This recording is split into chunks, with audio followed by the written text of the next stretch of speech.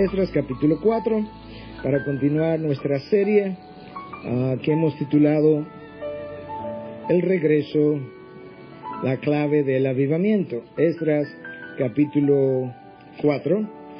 Yo quiero leer los primeros 5 versículos y entonces pausar para orar y pedirle a Dios su dirección. Esdras 4, versículo 1 hasta el 5. Cuando se enteraron los enemigos de Judá y de Benjamín de que el pueblo del destierro estaba edificando un templo al Señor, Dios de Israel, se llegaron a Zorobabel y a los jefes de casas paternas y les dijeron: vamos a edificar con vosotros, porque como vosotros buscamos a vuestro Dios y le hemos estado ofreciendo sacrificio desde los días de Esar-Adón, rey de Asiria, que nos trajo aquí. Pero Zorobabel y Jesúa y los demás jefes de las casas paternas de Israel les dijeron: no tenéis nada en común con nosotros, para que juntos edifiquemos una casa a nuestro Dios, sino que nosotros unidos la edificaremos al Señor, Dios de Israel, como nos ordenó el rey Ciro, rey de Persia. Entonces el pueblo de aquella tierra se puso a desanimar al pueblo de Judá y a atemorizarlos para que dejaran de edificar.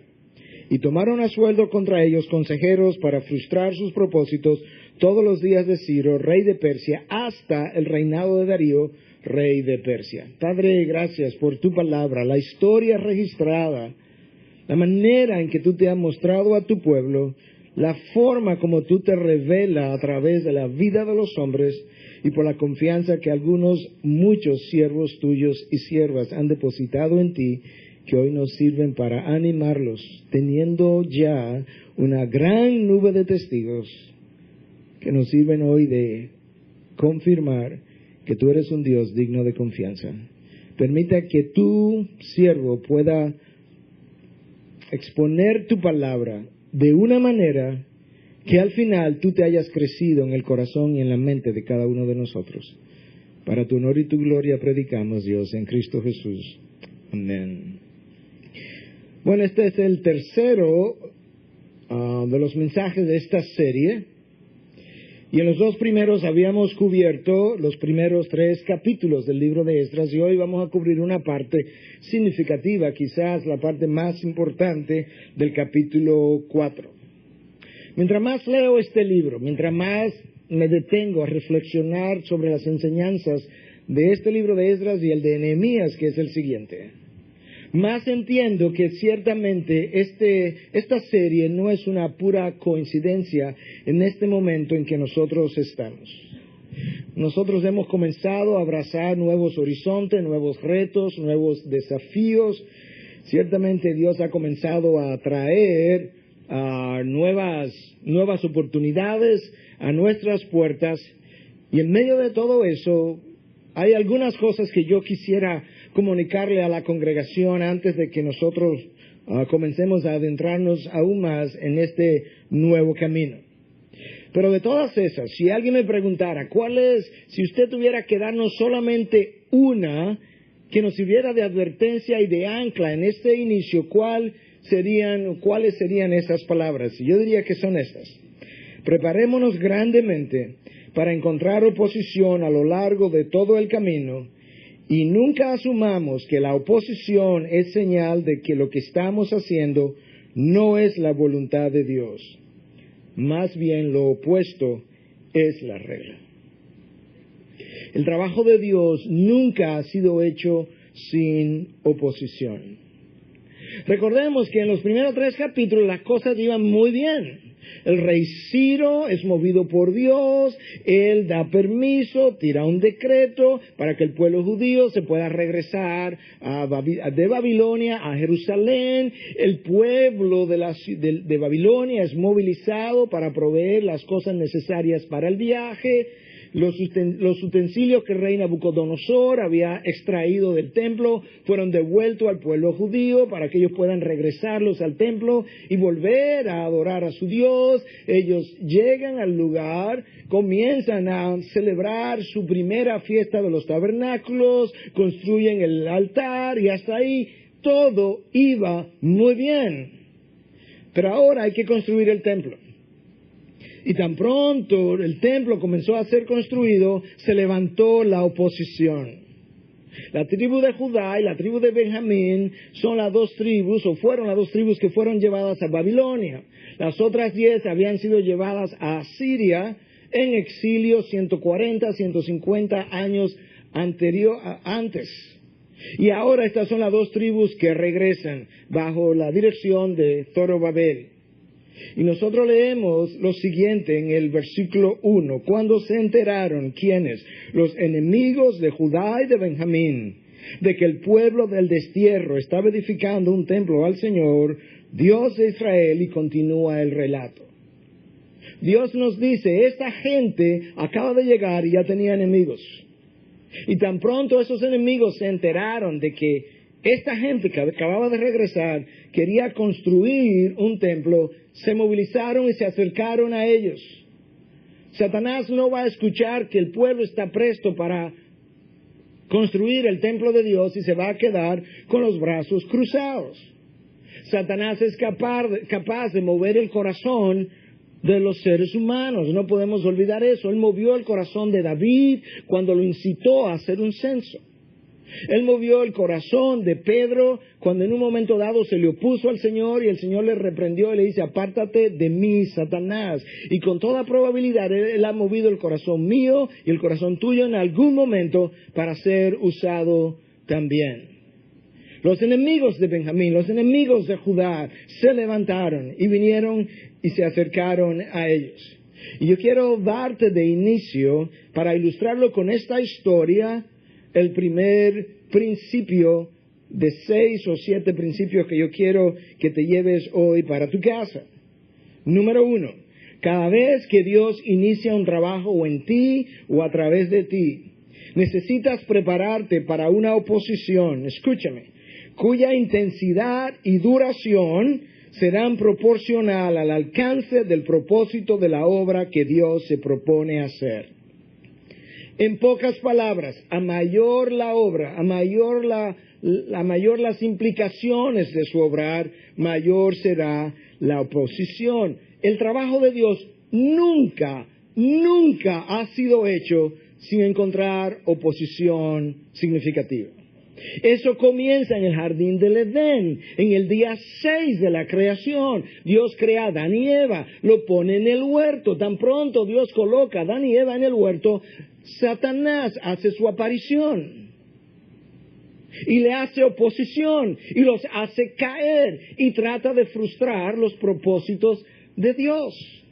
Dios saca a Moisés con el pueblo 40 años y por 40 años Moisés tiene que enfrentar oposición continua que en un momento dado llegó tan cerca como hasta su propia familia cuando Aarón y Miriam se levantaron contra él. Cristo es llevado por el Espíritu Santo al desierto, dice Lucas 4, Mateo 4, llevado, movido, empujado, dice Marco, de hecho, empujado por el Espíritu Santo al desierto, en medio de la voluntad de Dios, inmediatamente apareció Satanás y lo tentó por 40 días tratando de hacerle caer. Yo creo que la ausencia de oposición es mejor evidencia de que Dios no está en medio de ese proyecto que lo opuesto. Si Satanás logra que yo abrace su propósito, ¿para qué Satanás va a oponerse a sus propios propósitos? Es cuando yo abrazo el propósito de Dios que Él quiere hacerme oposición. Nosotros no podemos olvidar que vivimos en territorio ocupado por el enemigo.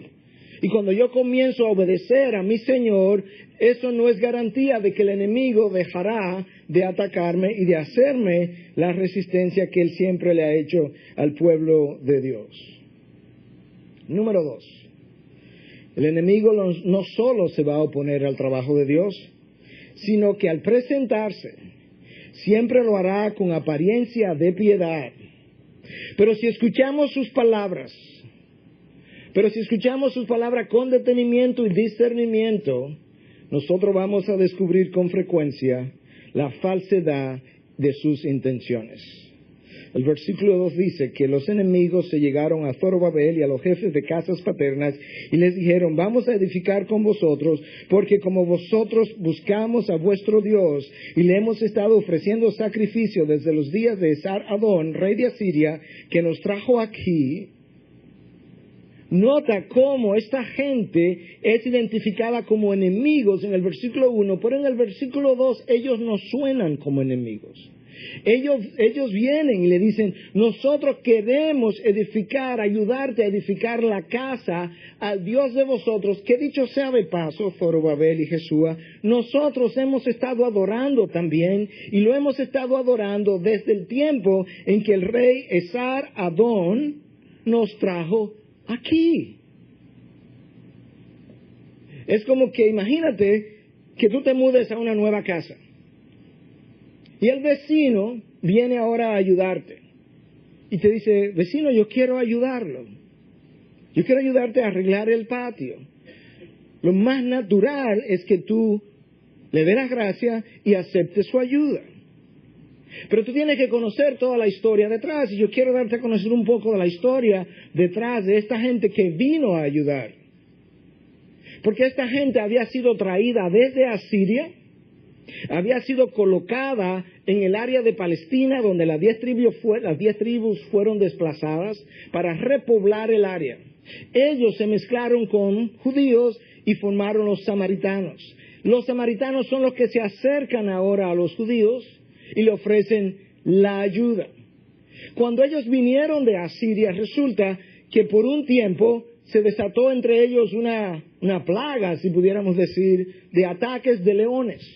Ellos intuyeron que ellos estaban irreconciliados con el Dios de la tierra y necesitaban reconciliarse con Él. Déjame leerte la historia completa de Segunda de Reyes, capítulo 17, del versículo 24 en adelante.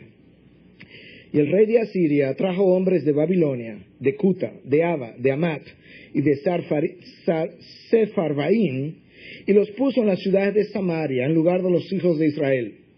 Y tomaron posesión de Samaria y habitaron en sus ciudades. Y aconteció que como al principio de habitar ellos allí no temieron al Señor, el Señor envió leones entre ellos que mataron a muchos de ellos. Entonces hablaron al rey de Asiria diciendo, las naciones que has llevado al destierro a las ciudades de Samaria no conocen las costumbres del Dios de la tierra. Por eso Él ha enviado leones entre ellos, y he aquí los leones los matan, porque ellos no conocen la costumbre del Dios de la tierra. Y el rey de Asiria ordenó diciendo, llevar allá a uno de los sacerdotes que llevasteis al destierro, y que él vaya y habite allí, y que les enseñe la costumbre del Dios de la tierra. Y vino uno de los sacerdotes que habían llevado al destierro desde Samaria, y habitó en Betel, y les enseñó cómo habían de temer al Señor, a Jehová. Pero cada nación continuó haciendo sus propios dioses, y los pusieron en las casas de los lugares altos que los samaritanos habían hecho, cada nación en las ciudades en que habitaban. Esto es lo que está ocurriendo. Los asirios intuyeron, estamos mal con el Dios de este lugar, le pidieron al rey que trajera a alguien que le enseñara a llevar las costumbres del Dios del área, de Jehová. El rey le manda un sacerdote judío de los que se habían llevado al destierro en Asiria. Él regresa, llega al área de Betel y les instruye en cuanto a cómo adorar a Jehová.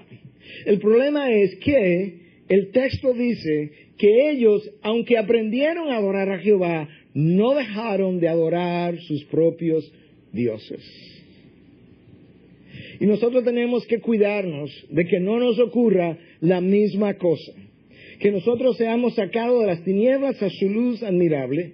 Que nosotros no pasemos de incrédulos a creyentes. Que no pasemos a las filas de la familia o de la fe cristiana.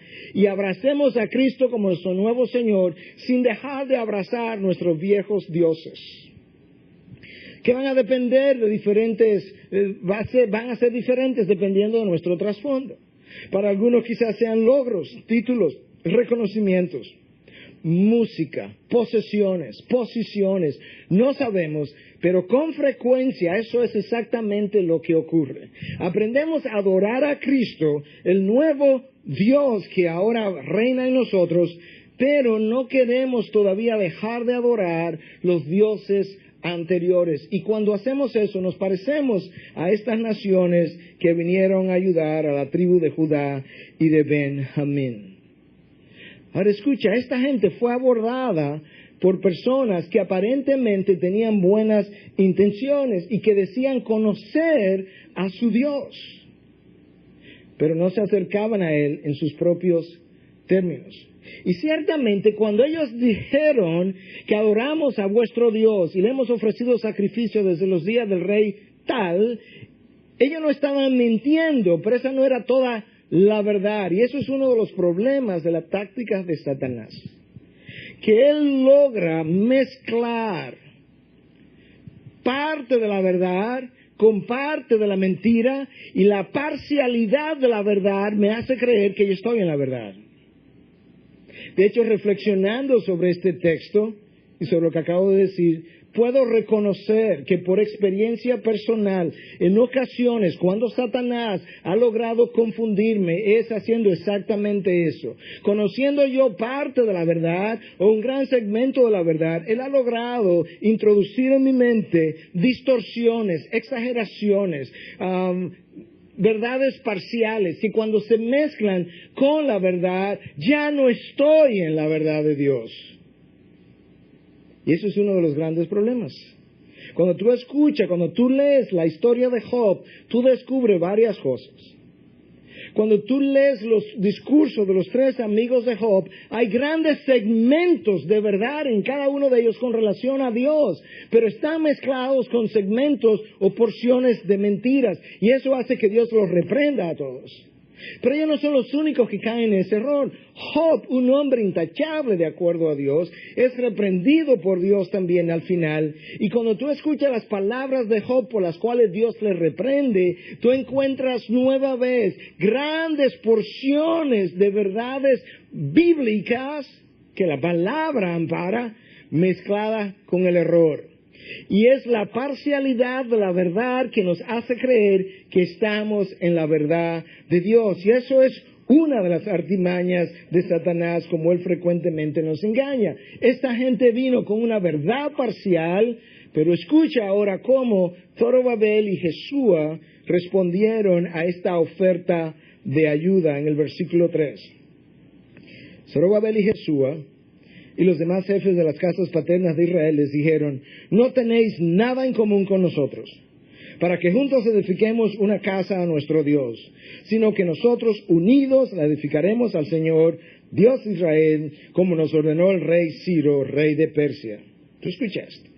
Esta respuesta no tiene nada de diplomática, nada de amable, nada de gentil. ¿Te acuerdas del vecino que te hablabas, que quizás vino a ayudarte a que pudieras ayudarte a arreglar el jardín? Imagínate que ese vecino viene y te dice: vecino, yo sé que usted se acaba de mudar, yo quiero ayudarlo a arreglar el jardín. Que tú le digas: no tienes nada en común conmigo.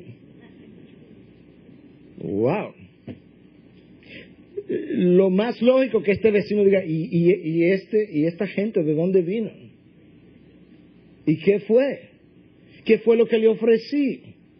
Pero Zorobabel conoce la historia. Él sabe, Jesúa también, y los jefes de la casa paterna, que ellos acaban de regresar de 70 años de exilio en Babilonia, precisamente por haberse unido en yugo desigual y haber violado la ley de Dios. Y eso es lo que ellos no están dispuestos a hacer. Tú no escuchas una respuesta como: bueno, tú sabes que acabamos de llegar, el trabajo no es tanto, y como tenemos tanta gente, no te vamos a necesitar, más tarde te avisamos. No, ni ahora ni después, no tenemos nada en común. Wow. Tú tienes que entender que esta gente ha aprendido algo que antes no había llegado a aprender. Y aquí aparece la tercera lección o principio con el que yo quiero dejarte hoy. El pueblo de Dios no puede unirse en yugo desigual con personas no creyentes, porque viola la palabra de Dios y luego, más tarde, violará todos los demás principios de la palabra. La táctica del yugo desigual es no es que dejes de adorar a Dios. No. Sigues adorando a tu Dios, pero no tienes que ser tan radical. Puedes también abrazar estos otros dioses menores. Es la dilución de la verdad y de la pasión. Cuando tú lees las cartas de C.S. Lewis, The Screwtape Letters, son 31 cartas, escritas por Screwtape, un demonio con experiencia, a su sobrino Wormwood, que no tiene experiencia. Y toda la trama detrás de las cartas es enseñarle cómo desviar a los hombres. Y en una de estas cartas, el tío le dice al sobrino, ¿sabes una cosa? Una religión diluida, liviana, es mucho mejor que ninguna religión. Satanás sabe que el hombre es eminentemente religioso. Mejor hacemos una especie de sincretismo entre la verdad y el error. Le hacemos creer que como tienen parte de la verdad, están en la verdad. Le hacemos creer entonces que ciertamente tienen una relación personal con Dios cuando todo el tiempo no la han tenido, y lo hacemos llegar hasta la condenación eterna creyendo haber tenido una relación salvífica con Dios. Lo que nosotros no podemos olvidar, y que estos samaritanos no sé si no habían llegado a entender, es que Dios no solamente requiere una relación personal con Él, requiere una relación exclusiva con Él. Y el pueblo judío lo aprendió después de 70 años en el desierto. Eso es un principio que es afirmado en el Nuevo Testamento. Esta gente que acaba de llegar de Babilonia no está dispuesta a trabajar en yugo desigual, algo que muchos cristianos hoy en día sí están dispuestos a hacer. La enseñanza del Nuevo Testamento no es para novios, novias, esposos, esposas exclusivamente. Yo no sé de dónde hemos obtenido ese principio. Nosotros vemos a lo largo de toda la historia del pueblo de Dios, la preocupación de Dios para que su pueblo no entre en yugo desigual, porque Dios no solamente está interesado en la influencia que un novio o esposo me pueda hacer, sino que está interesado en la mala influencia que cualquier persona con quien yo esté relacionada me pueda hacer. La palabra dice, las malas compañías, nota que no dice de los novios y esposos, o novias o esposas, las malas compañías corrompen las buenas costumbres, no importa quiénes sean ellas. La manera como el apóstol Pablo lo dice en 2 Corintios 6, 14 al 17, no estéis unidos en yugo desigual con los incrédulos. Pues ¿qué asociación tiene la justicia y la iniquidad? ¿O qué comunión la luz con las tinieblas? ¿O qué armonía tiene Cristo con Belial? ¿O qué tiene en común un creyente con un incrédulo? ¿O qué acuerdo tiene el templo de Dios con los ídolos? Porque nosotros somos el templo del Dios vivo, como Dios dijo, habitaré en ellos y andaré entre ellos y seré su Dios y ellos serán mi pueblo. Por tanto, salid de en medio de ellos y apartaos, dice el Señor, y no toquéis lo inmundo y yo os recibiré. Realidades, hermanos, como pastor, yo sé que algunos de ustedes han estado cosechando consecuencias de haber entrado en yugo desigual, quizás con una amistad, quizás en un matrimonio, quizás en el mundo de los negocios. Y eso me duele. Pero le voy a decir que me duele aún más. Y le comentaba al primer grupo que me duelen las ovejas mientras más años voy adquiriendo y mientras Dios va formando más aún el corazón de pastor en mí, más me duelen las ovejas. Y lo que más me duele aún es cuando ovejas del redil han entrado en yugo desigual, han ido a su propio destierro en Babilonia por un periodo X, han pagado el precio, se cumplieron sus 70 años simbólicamente hablando, salieron de la esclavitud y hoy en la libertad están a punto de entrar en la misma relación de yugo desigual que los entró en problema en el primer lugar. Tú no sabes cuánto a mí me carga esa situación. Porque sabemos que las consecuencias de los segundos serán peores que la primera. No puedes hacer eso. Recuerda una cosa. La naturaleza de algo determina su asociación. Los gatos se reúnen con gatos. Los perros y los gatos frecuentemente se pelean, no tienen la misma naturaleza. Los perros con perros, los caballos con caballos. El día que tú naciste de nuevo, Pedro nos dice que fuimos hechos copartícipes de la naturaleza divina. Esa nueva naturaleza, ¿qué tiene en común con la naturaleza de los incrédulos? Eso es exactamente como Pablo lo dice, estableciendo el contraste entre uno y otros. Escucha como Pablo dice, ¿qué tienen en común? ¿Qué asociación hay entre la justicia de Dios y la iniquidad?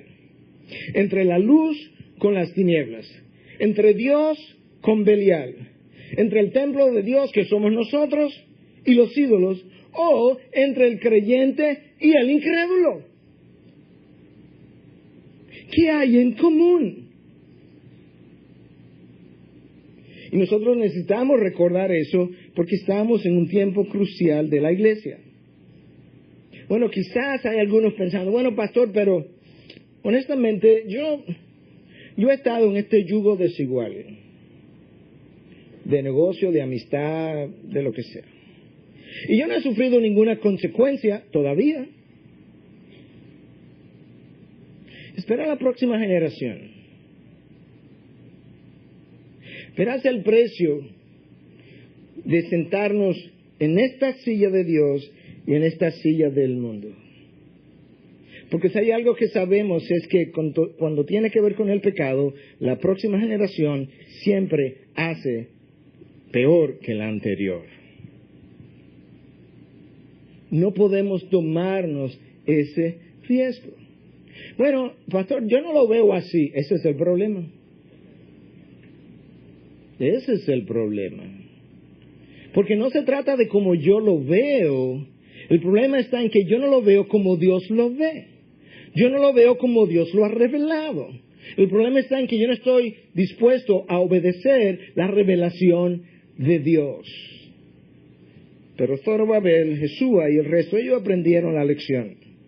Y ellos rechazaron la ayuda ofrecida. Yo no creo que Zorobabel y Jesúa tenían una cantidad enorme de personas en lista de espera dispuestas a ayudar. No, yo creo que era igual que hoy, que el 20% de la persona hace el 80% del trabajo. Bueno, con ese 20%, ellos pudieran haber dicho, ay sí, nos faltan manos, vengan, gracias por la ayuda. No tenemos nada en común para comenzar a edificar este templo a Jehová.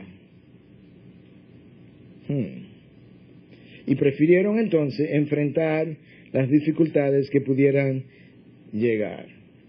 Bueno, pastor, pero una vez que ellos hicieron esa decisión de obedecer a Dios, de no mezclarse en yugo desigual, debieron haberle las cosas salido muy bien. Enorme error. ¿Quién ha dicho eso? Eso no está en la revelación de Dios. Nosotros tenemos una ecuación que es como fabricada en el Hades en ocasiones. El carácter benevolente de Dios más mi obediencia igual ninguna dificultad. ¿Y cuántas veces en el salón de consejería yo no he oído, pastor, pero yo no entiendo a Dios? ¿Ok? ¿Qué no entiendes? Ahora que yo estoy obedeciéndole, ahora que estoy diezmando, ahora que tengo problemas económicos. Bueno, ¿y quién ha dicho que diezmamos para solucionar nuestros problemas económicos? La obediencia que está esperando que le arreglen su mundo no es obediencia, es conveniencia. Es algo egoísta, centrada en mí, en mis intereses. Si mi obediencia garantiza la no dificultad, el hombre más desobediente del mundo lo clavaron en una cruz, entonces su nombre fue Jesús.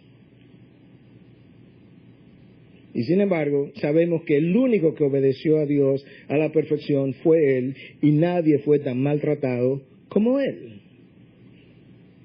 Tenemos que tener una perspectiva clara de la vida y de nuestras expectativas de la vida. No podemos olvidar, una vez más, que nosotros estamos viviendo en territorio ocupado por el enemigo. Y cuando yo decido obedecer a mi Señor, ese territorio ocupado por el enemigo no me puede ser favorable. El enemigo sabe que nosotros lo estamos desplazando de su territorio. Si él es sabio y lo es, tiene que hacernos oposición y resistencia. Y mientras más tú quieras obedecer a Dios, mayor será tu resistencia. Oye, como Pablo lo dice en 2 de Timoteo 3:12. Y en verdad, todos los que quieren vivir piadosamente en Cristo Jesús, no lo busques si estaba buscándolo, dame un segundito nada más. Todos los que quieren vivir piadosamente en Cristo Jesús, déjame hacer un ejercicio que no lo hice exactamente así en el culto anterior, pero levanten la mano, todo el que quiera vivir piadosamente para Jesús. ¡Wow! Déjenla ahí arriba, un segundo.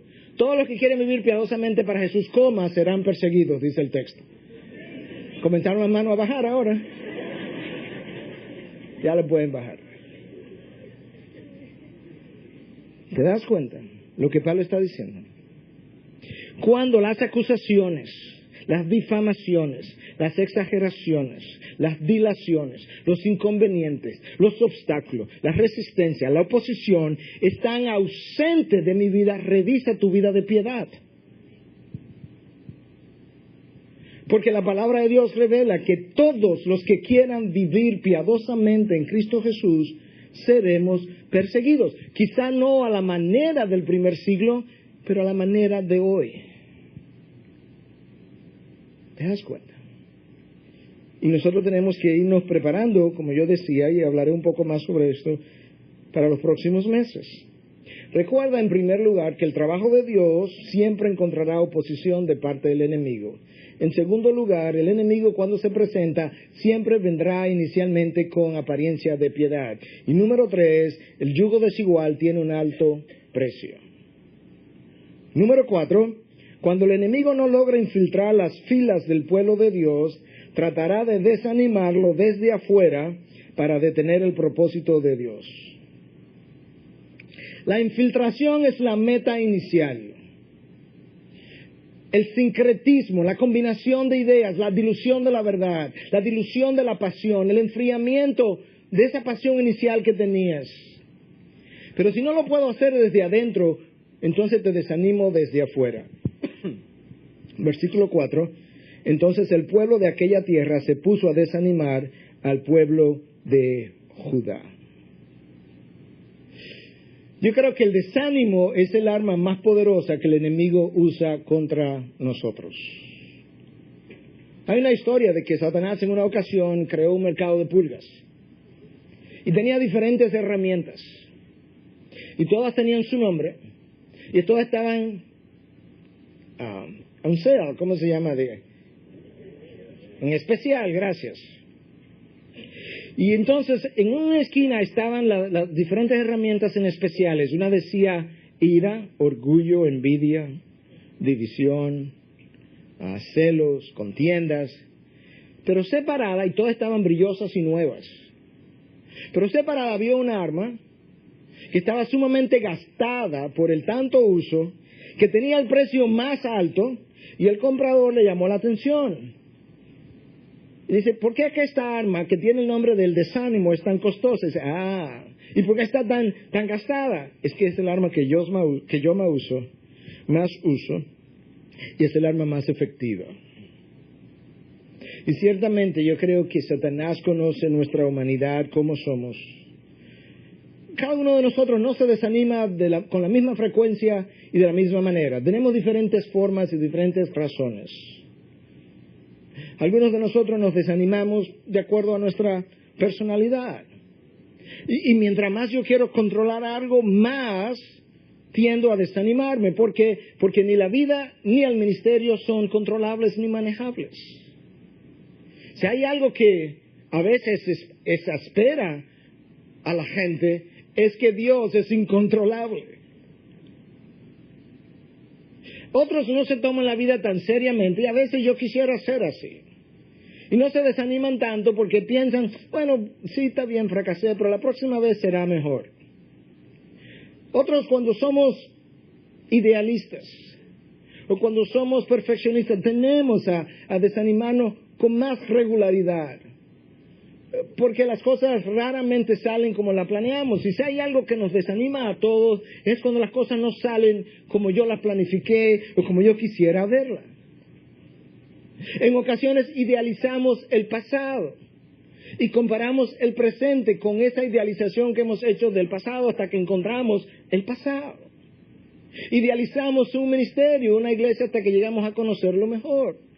Y para no apuntar reos hacia ningún otro lado, quizás alguien no conoce la IBI y la conoció desde afuera. ¡Wow! Lo que está pasando, qué bueno, extraordinario. Y luego entramos a la IBI y nos damos cuenta, está compuesta de personas también, con los mismos problemas que la carne humana trae consigo. Y te das cuenta entonces cómo nosotros somos. ¿Sí? Yo le decía al grupo de líderes de nuestra iglesia recientemente, todas las iglesias, todos los ministerios, todas las compañías, todos los matrimonios, todas las familias, todas las relaciones, lucen mucho mejor desde afuera que desde adentro. Y esa es una enorme realidad. Y mientras más conozco la naturaleza humana, mientras más conozco mi propia naturaleza, más cierto eso se hace. Hermanos, si somos sinceros, solo Dios conoce la mugre que se esconde detrás de los mejores pensamientos de los hombres. Algunos de nuestros mejores pensamientos ocurren en la iglesia, en medio de la prédica, en medio de la adoración. Y solo Dios conoce cómo en medio de esos mejores pensamientos, en ocasiones hay pensamientos en nosotros de acusación, de celos, de envidia, de exageraciones, de distorsiones, de ira, de irreconciliación. Solamente el cuchillo sabe el corazón del ñame, pero solamente Dios sabe el corazón del hombre. Cada uno de nosotros tiene sus expectativas. Y cuando las expectativas no ocurren, no se dan, no las vemos, nos desanimamos. C.S. Lewis decía que de todo el armamentario de Satanás, si él tuviera que usar una sola arma, él usaría el desánimo. Número 5. Cuando el enemigo no logra disuadirte con el desánimo, él presionará para amedrentarte. Escucha, el versículo 4 comienza: entonces el pueblo de aquella tierra se puso a desanimar al pueblo de Judá, pero escucha cómo termina, y a atemorizarlos para que dejaran de edificar. Y a atemorizarlos para parar sus propósitos. Y escúchame, como pastor de la iglesia, este año, en el próximo año, nosotros estaremos navegando en aguas turbulentas, porque Dios nos ha abierto nuevas oportunidades. Nosotros estamos abrazando nuevas formas, nuevos lugares de ministración. Pero de antemano te digo que habrán dificultades. Y que no sea nuestra reacción, la reacción usual de la mayoría de nosotros, y yo sé porque yo he estado ahí. Que cuando nos amedrentamos o nos desanimamos, nuestra tendencia es a retirarnos a lo manejable y a lo controlable, a lo que conocemos. Pero Dios nunca ha guiado a su pueblo por caminos controlables y manejables. El desierto no era controlable y mucho menos manejable. Cuando el Señor quiso darle a los discípulos una lección de su control sobre la naturaleza y la necesidad de confiar en Él, Él, dice el texto, los empujó prácticamente a que subieran a la barca. Después que estaban en la barca, le dijo: no, yo me voy solo. Los dejó y Él se fue a la montaña a orar. Y a mitad de la noche, en la tercera vigilia, después que los discípulos tenían un tiempo ahí remando en medio de la tormenta, en medio de la tempestad, Él sabía, Él los estaba viendo, pero cuando se cansaron, entonces Él decide no calmar el viento, sino aparecerse en medio de la tormenta incontrolable. Y luego invita a Pedro a que salga a caminar. Pedro estaba cansado de navegar ese mar, de nadar, de pescar. Él se lo conocía, pero en tiempos no tumultuosos. Pero ¿sabes qué? Cuando el mar está calmado, yo no necesito a Dios. Lo que necesito es habilidad para remar y navegar y pescar. Pedro, tú no me necesitas para hacer lo que tú sabes hacer. Yo quiero, Pedro, ahora que probarte que puedes confiar en mí en medio de la tormenta incontrolable y los vientos soplando, las olas chocando contra la barca. Y Cristo tiene la audacia, si me permiten, de invitar a Pedro a que salga afuera. Y muchos de los predicadores entonces hacen el énfasis en cómo Pedro salió, pero entonces tuvo miedo y cuando perdió su fe comenzó a hundirse. Ese no es el punto del pasaje, no es el punto principal. El punto principal es que Cristo le hace una invitación a Pedro a probar, a caminar en medio de lo que él no conoce, de lo que es más grande que él, de lo que él no puede manejar o controlar. Y luego entonces para mostrarle a Pedro que cuando él se estaba hundiendo, Cristo tampoco le dijo: hey Pedro, qué bueno que te estás hundiendo, no has confiado en mí, dejaste de mirarme y miraste el agua, traga un poco de agua Pedro y luego yo te saco a la superficie, luego te doy respiración Pedro. Nada de eso. Extiende la mano y al instante ambos estaban dentro de la barca. Lo que Cristo está tratando de mostrarnos es: yo te hago una invitación a navegar, a caminar sobre vientos y sobre mares tumultuosos, confiando en mí, y no temas, porque cuando tengas dificultad, yo te extenderé mi mano y te haré descansar. No es a Pedro que Cristo le dice hombres de poca fe, es a los que se quedaron en la barca que Cristo le dice hombres de poca fe. Tenemos mares tumultuosos delante, créanme. Pero tenemos que caminar sobre ellos. Tú no requieres fe para navegar en mares tranquilos. Lo que necesita es habilidad, pero se requiere de fe, determinación, confianza y visión para navegar en esas dificultades. Y sabes una cosa, Dios nos ha abierto una puerta ancha, una puerta grande. Y las puertas de Dios, sobre todo si son grandes, no carecen de adversarios. Mira cómo Pablo lo dice, 1 Corintios 16, 8 y 9. Porque me quedaré en Éfeso hasta Pentecostés, porque se me ha abierto una puerta grande para el servicio eficaz, y hay muchos adversarios. Pero yo no entiendo, pastor. Dios le ha abierto la puerta grande. Y esos adversarios, precisamente por lo grande de la puerta. ¿Tú has leído qué es lo que le pasa a Pablo en Éfeso? Dice: me voy a quedar en Éfeso. Pero Éfeso es el lugar donde Pablo tiene la peor oposición. Tú puedes leerlo esta tarde en tu casa, en Hechos capítulo 18 y 19. La ciudad entera se levantó en alboroto. Todos los comerciantes estaban contra él. El ejército tuvo que intervenir y sacar a Pablo para que no lo lincharan, porque estaban a punto de comérselo vivo. Y ese es el lugar donde Pablo dice: aquí que me voy a quedar. Porque aquí es que es grande la puerta. Pero hay muchos adversarios. Pablo encontró la oposición, la resistencia, pero no lo detuvo, no lo desanimó, no lo amedrentó. ¿Sabe por qué? Porque Pablo fue un visionario, y visionarios ven lo que otros no ven. Oye lo que dice Spurgeon. No es tanto lo que vemos lo que nos amedrenta, sino lo que no vemos, y al no verlo lo exageramos. Como dirían en inglés, that's it. Eso es. No es lo que vemos, yo sé más o menos. Es lo que no vemos.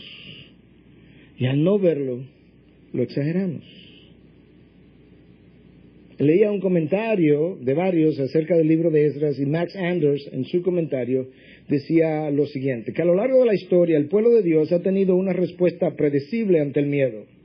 Y muchas veces ha preferido retirarse a las iglesias en busca de la seguridad y el confort espiritual en un lugar no perturbado. Pero que ese proceso, en vez de fortalecer la iglesia, lo único que ha hecho es debilitarla, y mientras eso ocurre, la sociedad entra en desbalance.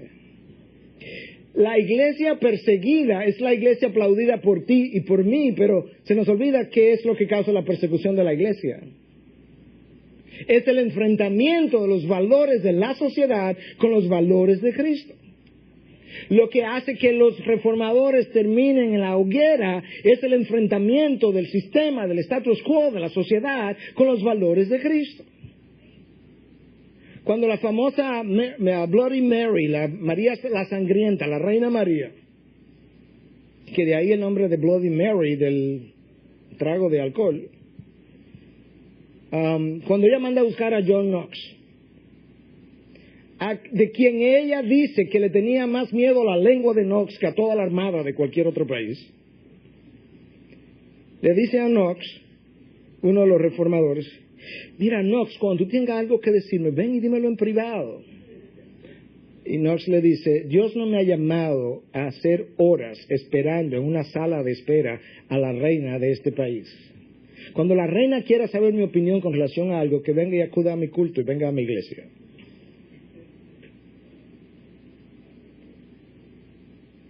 Si la iglesia quiere no persecución, tiene la fórmula. Se retira a sus cuatro paredes, no molestamos a nadie, nadie nos molestará a nosotros. Pero esa no es la misión de la iglesia, no es ser sal y luz.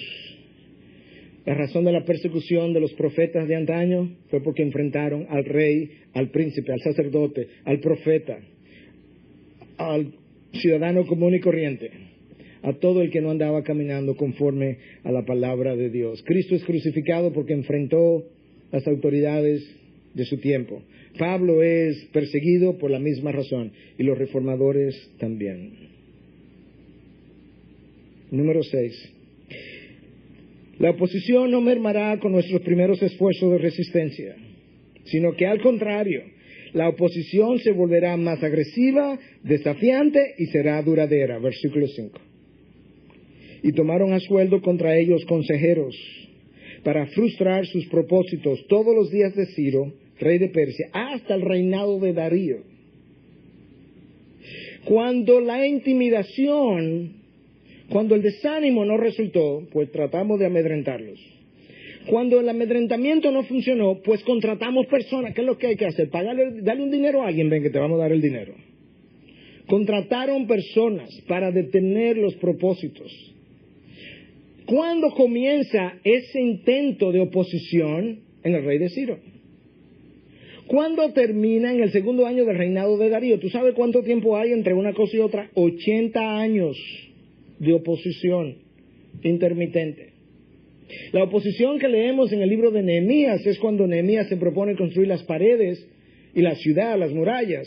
Esta oposición de ahora es para parar la edificación del templo. Y la oposición de ahora paró la construcción del templo por 16 años. Hasta que Dios levantó a Ageo y Zacarías como profeta, capítulo 5, versículo 1, para que animaran al pueblo una vez más. Lo que tú lees en el texto del capítulo 4 que yo no leí hoy, del versículo 6 hasta el 23, son las diferentes maneras como trataron de oponerse al trabajo del pueblo de Dios. Cartas que enviaron al rey Asuero, al rey Atarjerjes, calumniando a Israel, de que esta era una nación rebelde, de que esta gente se iba a rebelar contra las autoridades. Y finalmente le dijeron al rey, si le permites edificar las murallas, esta gente no va a pagar los impuestos al rey y tus ingresos van a disminuir. Ups, eso le llamó la atención al rey. El pueblo sabe cómo llamarle la atención a sus gobernantes. Tus ingresos, tus arcas, tus bolsillos se van a afectar. Versículo 24. Entonces cesó la obra en la casa de Dios que estaba en Jerusalén y quedó suspendida hasta el año segundo del reinado de Darío, rey de Persia.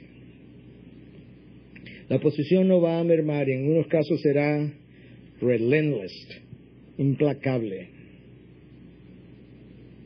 Siempre ha sido así. Ivy, yo quiero decirte, estamos en un momento crucial. Hay una gran puerta Dios nos ha abierto. Pero yo quiero recordarte para que puedas estar preparada como iglesia, que cada vez que sientas el desánimo, independientemente de la razón, eso no viene de Dios. No es la naturaleza de Dios desanimar a sus hijos. Cada vez que te sientas amedrentado, eso no viene de Dios. No es parte del carácter benevolente de Dios inyectar miedo a los hijos cuando Él le dice en su palabra más de 365 veces, no temas, de una u otra manera. Pero cuando sientas oposición, no intuyas inmediatamente que eso es equivalente a que no estamos en medio de la voluntad de Dios. Nunca habrá mayor oposición que cuando un hombre es prendido en fuego por la antorcha del Señor para hacer el trabajo de Dios. Escucha lo que Martín Lutero decía, y con esto voy cerrando. Dios y Satanás usan diferentes tácticas en cuanto al temor. Dios al principio nos deja sentir el temor, ¿te acuerdas de Pedro? Dios al principio nos deja sentir el temor, de manera que nosotros podamos sentir su consuelo y fortaleza. Ese es el método de Dios. Satanás al principio nos hace sentir confiados en nuestros orgullos y pecados para luego abrumarnos de miedo y de desesperación.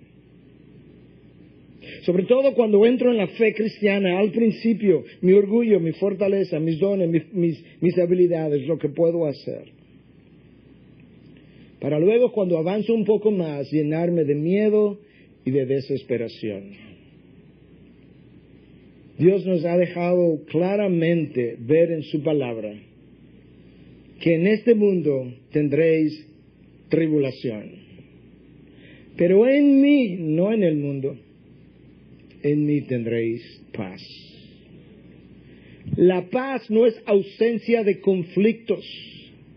La paz es la seguridad que yo siento de que cuando yo estoy en mis peores circunstancias, completamente fuera de control, mi Dios permanece en su trono, completamente en control de mi vida y de todo el universo que se mueve alrededor de mí. La paz de los discípulos esa noche en medio del mar no se la dio la ausencia de tempestad, sino la presencia de Dios. Estamos en un mundo caído, y este mundo caído es un mundo corrompido y turbulento. Es un ciclón continuo. En el ojo del ciclón, desde donde Dios controla el ciclón, hay una gran paz. Y mientras más nosotros estamos centrados en Dios y no en las circunstancias, más tranquilos y en paz podremos estar.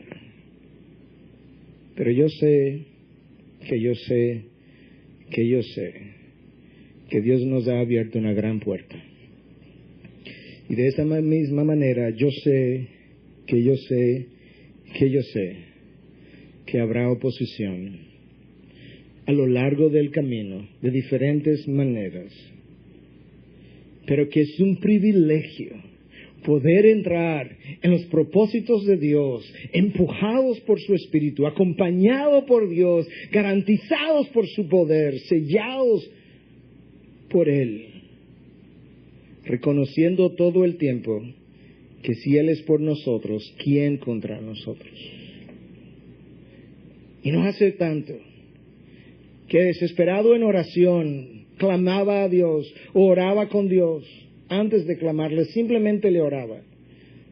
Y Dios me llevó a su palabra. Y me hizo ver una vez más un versículo que todos conocemos. Y que Dios ha hecho retumbar en mi mente una y otra vez. Clama a mí y yo te responderé. Y te haré ver cosas que no has visto, que no conoces, que no entiendes. Y más adelante, no temas a ellos. ¿Quiénes son los ellos? Los adversarios.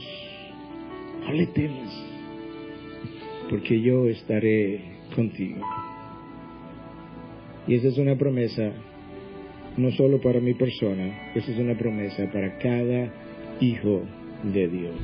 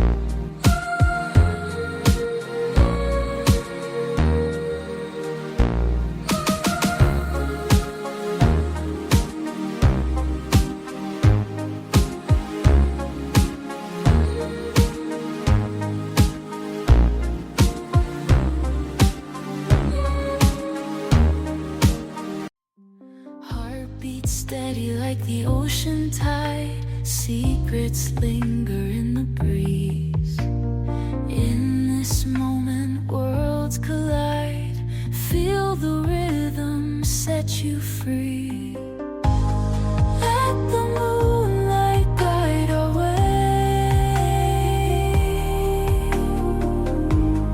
through the silence.